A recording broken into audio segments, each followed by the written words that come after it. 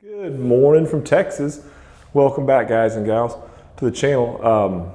Wanted to do a quick video today. I always say that, quick video, and it never ends up being quick. But I just woke up. So, starting off the season again, and as you guys can tell, it's a little bit different setup this year. Yesterday went out and did 2 yards. Came back, brand new trailer from, bought it from Tractor Supply. Nice little 5.5 by 10 foot with a ramp, and I don't care for their locking mechanism on the ramp as much, but neat because the ramp basically can fold all the way down or fold all the way back and flop back into the back of the deck. So went out yesterday, did some work. The right tail light was really dim. I don't know if it had a grounding issue or what, but bad contacts inside of the lighting assembly, but it was delayed on coming on, if at all. You know, normally I'll do a lighting check on my truck by hitting the unlock button and standing behind the trailer to make sure everything is flashing like it should. And it was like, straight from Tractor Supply is very interesting. They actually put little, they put in marker lights here, they put in a marker light here, and then they put in a triple light down there, which, sorry, I'm manipulating the tripod here. I was impressed that they put that much lighting in on such a small trailer, but I was not impressed with the fact that it was incandescent and that one didn't work. So yesterday I spent the entire day, went on Amazon, ordered a bunch of LED lighting on Sunday, came in today. It was only like 30 bucks. It's getting actually cheap. So replaced the back tail lights with LED lights, replaced the wheel markers with LED lights, and these front ambers with LED lights, and that triple clearance light in the back with LED lights.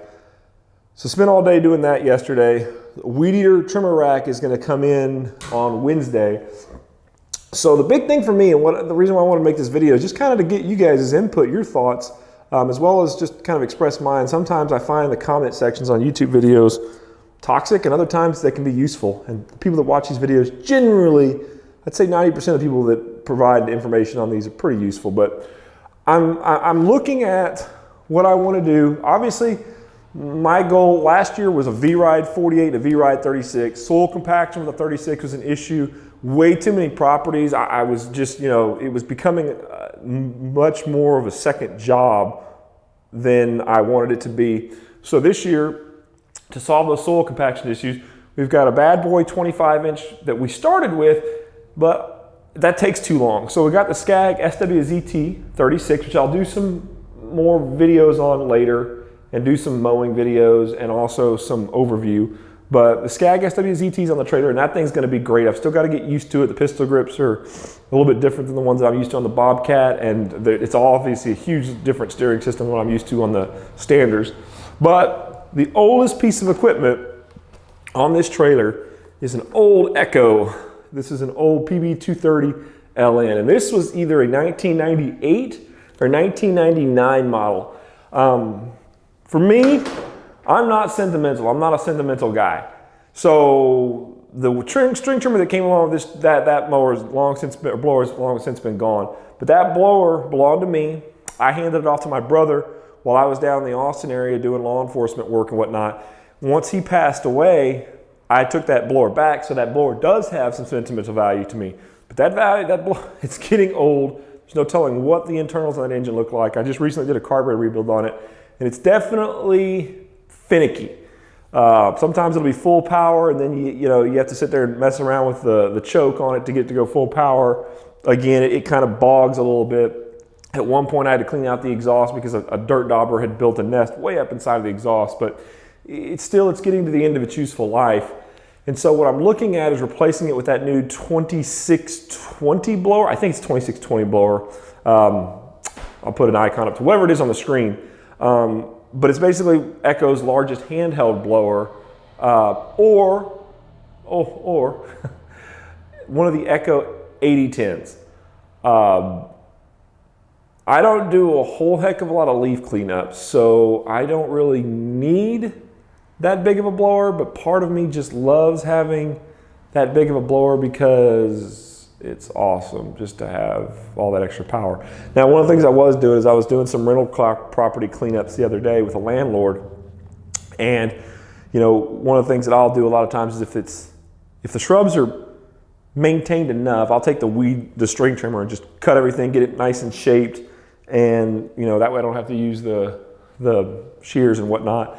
But if it's a little bit overgrown like this was, we'll use the loppers and everything, clean everything up, and then I'll take the string trimmer and go beneath and just cut up all the stuff that's fallen down below into finer parts, cut all the grass that's grown up underneath the shrubbery, and then blow all that out into the yard, and then pick up all the larger stuff and then mulch the rest of it. And with that blower, that can be difficult. Now, I'm sure the newer handheld blowers probably have a lot more power and they don't have some of the issues that this guy's having. But there's also that part of me that would really like a large, huge blower because it just makes life easy. You just come in there. The only thing you've got to manipulate now is a long tube, but outside of that, you've got all the power in the world. You can blow siding off the side of a house.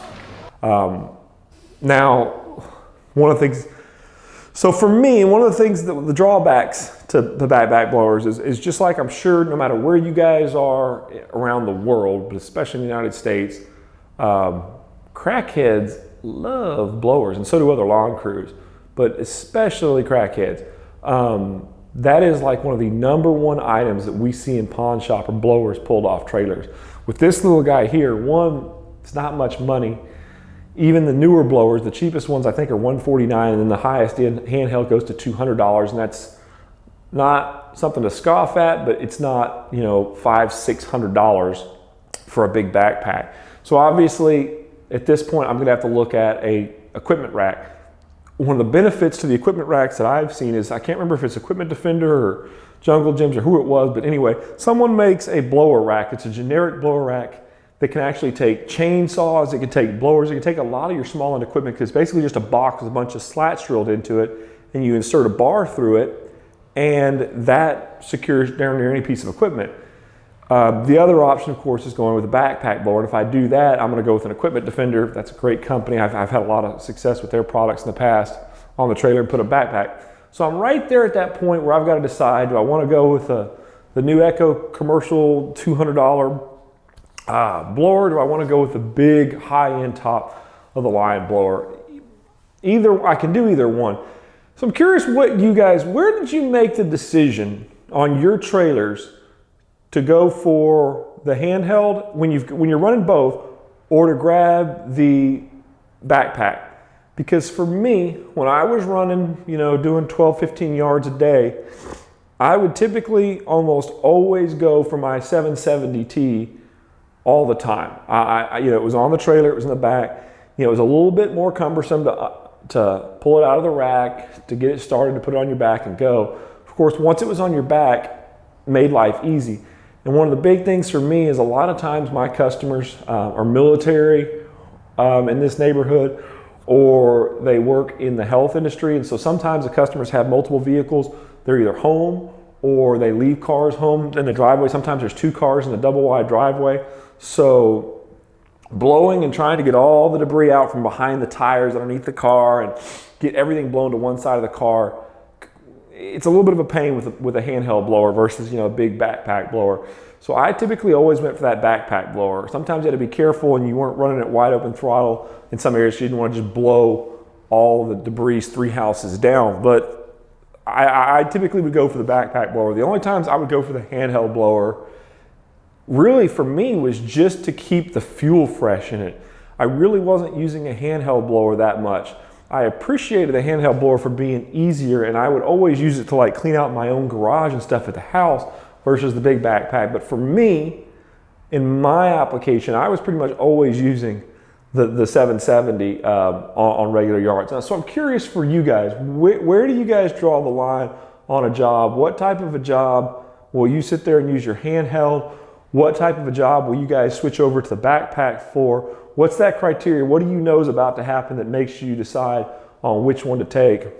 And for those of you guys who cash isn't an issue and you choose to run either a backpack or a handheld only on your trailer, what made you decide, those things? Like I said, it's obvious backpacks blow a heck of a lot more leaves or grass. They just move a lot more volume of air and a little bit higher velocity of air, but they're cumbersome. You got to put them on, you got to start them. If you stop to do something and shut off the engine, you've obviously got to take it off and restart unless you've got one of the new stills. Handhelds are cheaper. Handhelds are easier to get on off the trailer, easier to secure. Obviously, you lose a little power there. So there's the obvious, but I'm curious just what some of those other criteria are. So I'm gonna get this video uploaded, and I went yesterday and did a yard, and I had planned on putting the GoPro and just doing a real quick video. You know, some people seem to enjoy just watching the mowers go back and forth. Unfortunately, the GoPro battery was dead, so didn't get any action of the SWZ, but I do plan on doing that this year, as well as some mowing with the Bad Boy 25-inch. I know a lot of guys are asking or curious about that. So those are some things that we'll get done. I'm also going to probably do a video installing the trimmer racks, and then whatever rack I decide for the blower, and then that should complete this trailer. So thanks for watching, everybody. We'll see you guys around the next one, and gals.